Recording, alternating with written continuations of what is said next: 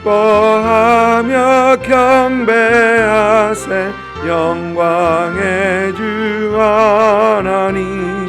주 앞에서 우리 마음 피어나는 꽃 같아 죄와 슬픔 사라지고 의심 그름 거치니 변함없는 기쁨에 주 밝은 빛을 주시네.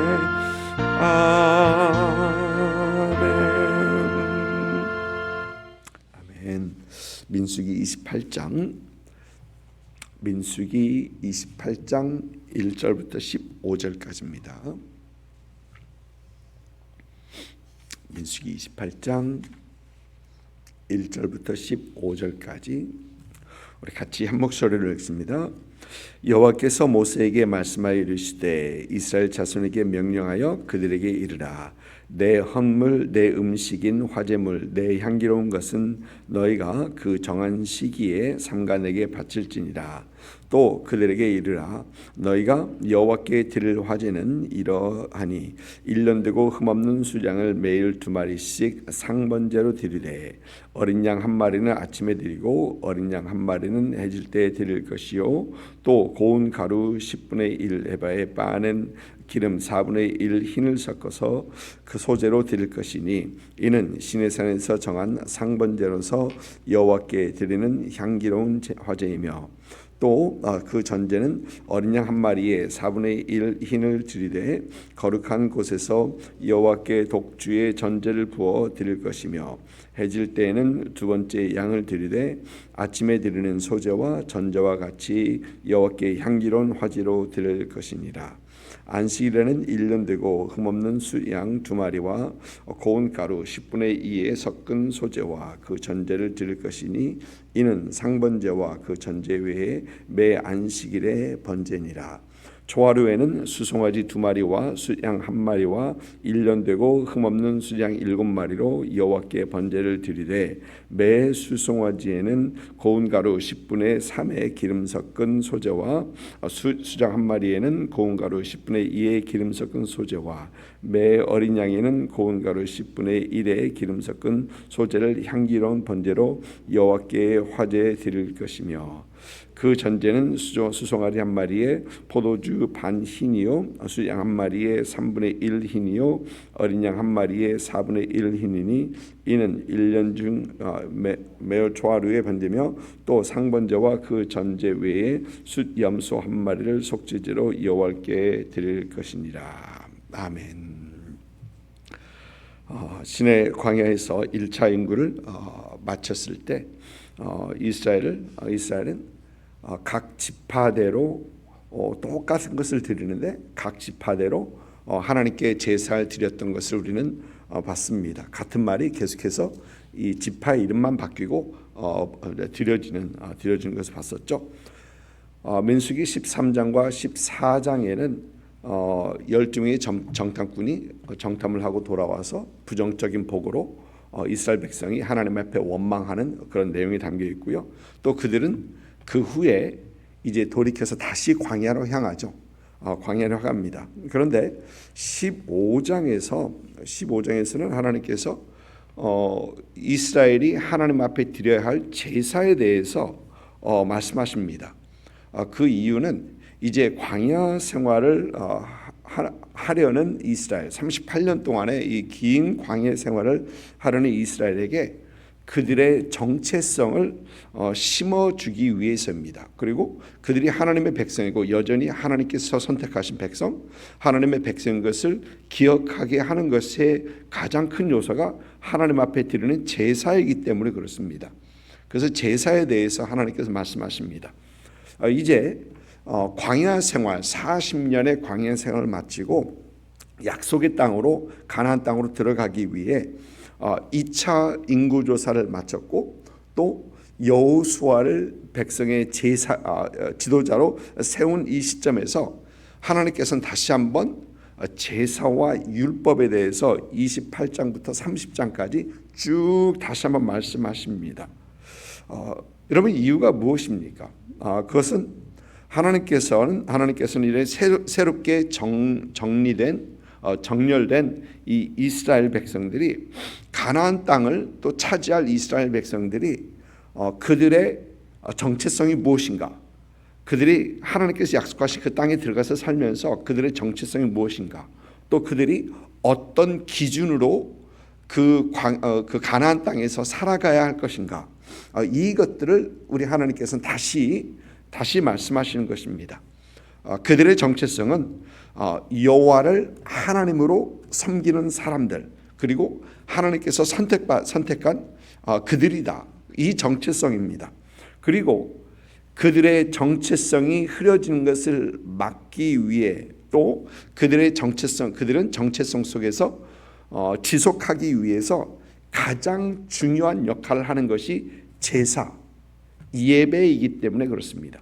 하나님 앞에 예배 드릴 때 그들이 누구인가를 알고 그들이 그 정체성을 지속할 수 있기 때문에 그렇습니다. 그리고 그들이 이 가나안 땅에서 이제 살아갈 때에 그들은 하나님 앞에서 하나님께 속한 백성들로서 그 가나안 땅에서 그들의 삶의 기준은 다른 것이 아니고, 다른 민족들의 기준이나 다른 민족들의 삶의 질이나 다른 민족들의 어떤 것이 아니고, 하나님의 말씀이, 하나님의 율법이 그들의 삶의 기준이 되어야 함을 말씀하시는 것입니다. 올바른 하나님의 백성이 정체성 속에서 하나님의 말씀의 기준대로 살아가게 하기 위해서 하나님께서는 이제 가나안 땅을 건너려는 그들에게 다시 한번 이 말씀과 제사에 대해서 얘기하시는 것입니다. 여러분, 우리는 하나님의 자녀들입니다. 우리는 하나님을 믿는 사람들입니다. 그리고 이 세상에서 살아가면서 우리가 빠질 수 없는 것, 우리가 꼭 해야 하는 그 임무라고 해도 괜찮겠습니다. 그것은 예배입니다. 예배를 통해서 우리는 하나님의 자녀인 것을 확신하고 이 세상에서 하나님의 자녀들로 살아가는 것입니다. 어느 집사님과 대화를 하는데 그 집사님이 무슨 일이 있어서 약 3개월 동안 교회를 안 나갔다고 합니다. 그건 어떤 반항이었대요. 근데 3개월 동안 교회를 안 나가다 보니까 위기의식이 들더랍니다. 이렇게 하다가 내가 영영 떠날 수 있겠다 라는 그 위기의식이 들더랍니다. 그래서 손 들고 나왔다고 합니다. 반항은 반항이고 하나님 앞에 나와서 예배하는 거, 이걸 멈추면 안 되겠다라는 그 생각에 다시 한번 손 들고 하나님 앞에 나와서 예배에 들다는 것입니다. 여러분, 예배를 멀리하면 신앙생활 잘 할 수 없습니다. 우리 삶에 여러 가지 문제들을 안고 살아갑니다. 그런데 우리는 하나님 앞에 올바로 예배를 드리기 시작하면 그 문제들이 하나하나 해결돼요. 하나하나 사라집니다. 우리 삶의 모든 것의 문제는 하나님 앞에 예배자로 올바로 서는 것이다 라는 겁니다. 여러분, 우리 그리스도인들은 하나님께서 예배 중에 부어주시는 은혜로 살아가는 사람들입니다.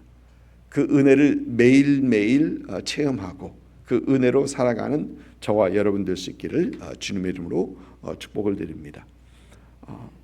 또 우리 그리스도인의 삶, 우리 믿는 사람들의 삶의 그 기준은 하나님의 말씀입니다. 이 땅에서 살아가면서 하나님의 말씀대로 살아가기에 힘쓰고 애써야 합니다. 마태복음 7장에서 우리 주님께서 5장부터 7장까지 산상복음 쭉 말씀하시면서 맨 마지막에는 그런 말씀하시죠. 내 말씀을 듣고 행하는 자는 마치 바위에 세운 집 같으니 바람이 불고 물결이 쏟아도 이러도 흔들리지 않는다. 그러나 말씀을 듣고 실행하지 않는 자는 마치 모래 위에 세운 집 같다. 여러분, 우리가 하나님의 말씀대로 살아가는 것, 우리는 하나님의 말씀을 듣기를 원합니다. 하나님의 말씀을 읽습니다. 그런데 그 무엇보다도 중요한 것은 우리 삶 속에서 하나님의 말씀대로 살아가는 것입니다. 하나님의 말씀을 우리 삶 모든 면에 적용하며 살아가는 것이 얼마나 중요한 것인지. 여러분, 어떤 분들은 믿음 따로, 비즈니스 따로, 뭘 따로 다 따로따로 구분하려 합니다. 그리고 이것과 이거는 같이 섞이지 않으려 합니다. 그러나 여러분, 우리는 그 어떤 면에서도 하나님의 말씀의 기준을 적용하면서 살아가야 한다는 것입니다. 그럴 때 하나님의 말씀이 우리 삶 가운데 기준이 되고 우리는 하나님의 말씀의 능력을 우리는 경험하게 되는 것입니다. 여러분의 삶이 하나님의 말씀에 기준되는 그런 삶이 될 수 있기를 주님의 이름으로 축복을 드립니다. 오늘 말씀에서 살펴보면은 상번제, 매일 아침과 저녁으로 드리는 그 제사, 이 상번제를 얘기하고 있고요. 안식일마다 드리는 제사를 얘기하고 있고요. 또 초하루에 드리는 그 제사, 이 세 가지 제사를 얘기하고 있습니다. 그러면서 이것과 함께 드려야 하는 소제와 전제에 대해서 얘기를 하고 있습니다. 소제는 곡식을 드리는 제사이고 전제는 포도주나 독주를 드리는 그 제사입니다. 부어서 드리는 것이죠. 그런데 여기서 말하는 독주는 포도주는 포도에서 나오는 술이고 독주는 곡물로 한 어떤 그러한 것으로 이해를 하고 있습니다. 오늘 말씀에서 우리는 하나님께서 상번제를 드리는 것이면서 그 하루를 또 안식일 예배를 드리면서 안식일 제사를 드리면서 그 한 주 또 초하루 제사를 드리면서 그 한 달, 이것을 그 하루 일주일 한 달 이렇게 하나님 앞에서 예배 드리는 자로 세워가기 원하시는 그 하나님의 모습을 보게 됩니다.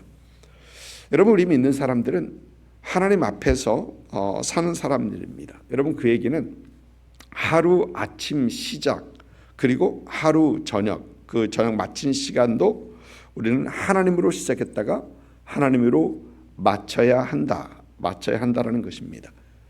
여러분, 우리가 아침에 일어났으면은 물론 새벽 예배 나오시는 분들이야 빨리 준비하고 하나님 예배 드리러 가는 그것이 이제 정신인데, 여러분 가끔 아침에 일어나면은 오늘 뭐 해야 되는가 머릿속이 바빠지기 시작합니다. 머릿속이 바빠지고 그 다음에 그걸 준비하기 위해서 우리는 마음도 바빠지고 분주하게 아침에 여유 있게 커피 마시고 하시는 분들 계시겠지만 바쁘게 돌아갑니다. 여러분, 그런데 우리가 바빠지기 전에 모든 걸로 바빠지기 전에 참 하나님을 기억하고 하나님 앞에 첫 시간을 드리면서 나가는 것이 얼마나 중요한지, 그리고 여러분, 우리는 하나님의 은혜가 아니고서는 살아가지 못하는 사람임을 우리는 매일 기억하며 하나님 앞에 우리 첫 시간을 드리는 우리가 되어야 한다는 것입니다. 많은 분들이 오늘 새벽 예배에 나오신 분들 참 잘 나오셨습니다. 그런데 많은 분들이 새벽 예배를 힘들어하시죠. 어느 목사님은 이 목회 새벽 예배만 아니라면 할 수 있을 텐데 목회자들도 새벽 예배를 힘들어하세요. 저는 참 감사하게도 LA 있었을 때부터 이 새벽 예배 훈련을 제대로 받아가지고 한 번은 새벽 예배 가서 방송실을 조절하는데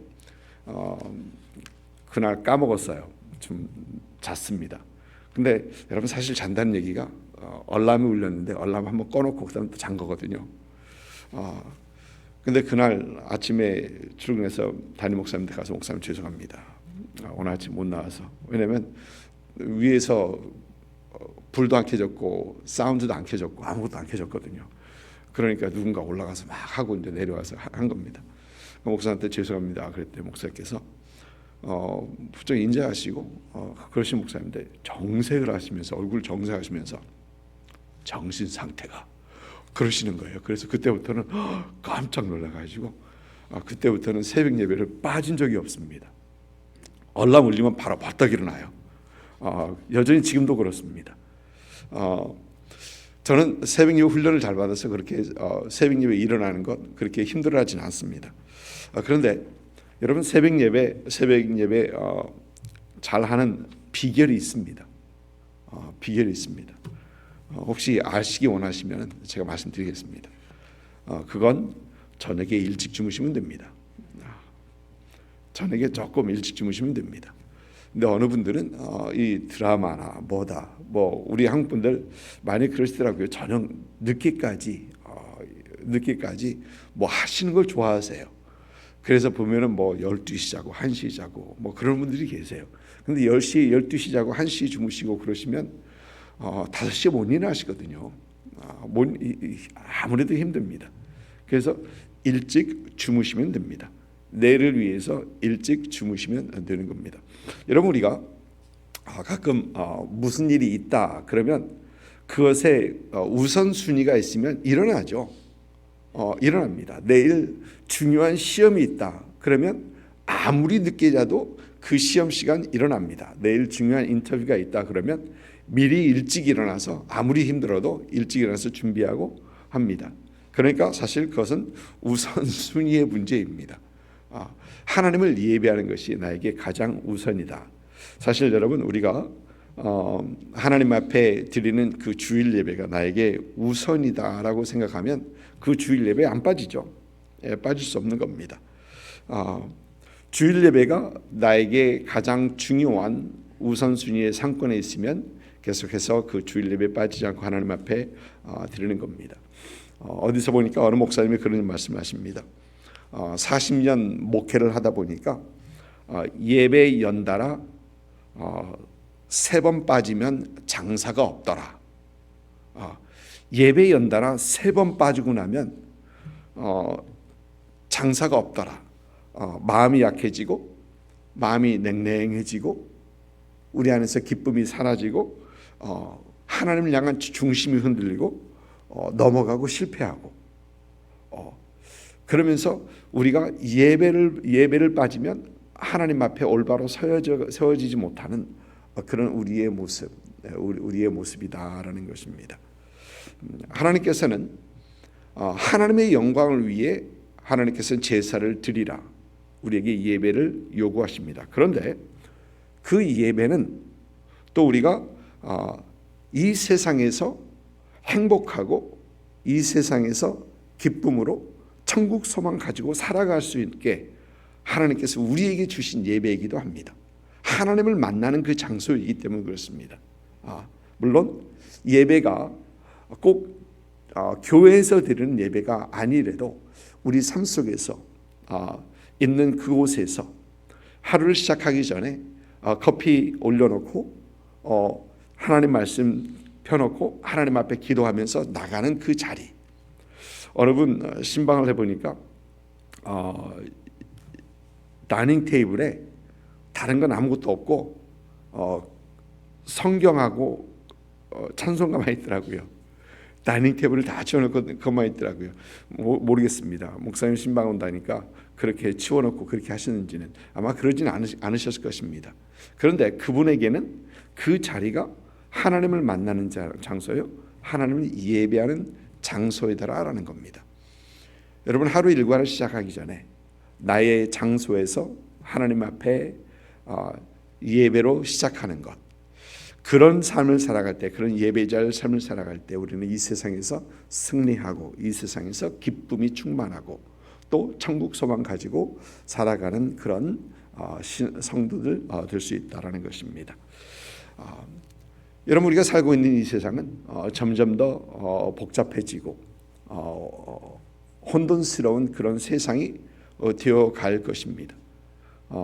이런 혼돈스러운 상황 속에서 세상 속에서 우리는 하나님 앞에 더 예배자로 세워가는 세워져가는 그런 우리가 되어야 되겠다라는 것입니다. 하나님 앞에서 올바로 서고 이 세상에서 승리하는 그 예배자의 삶이 되시는 그런 은혜가 있으시기를 주님의 이름으로 축복을 드립니다.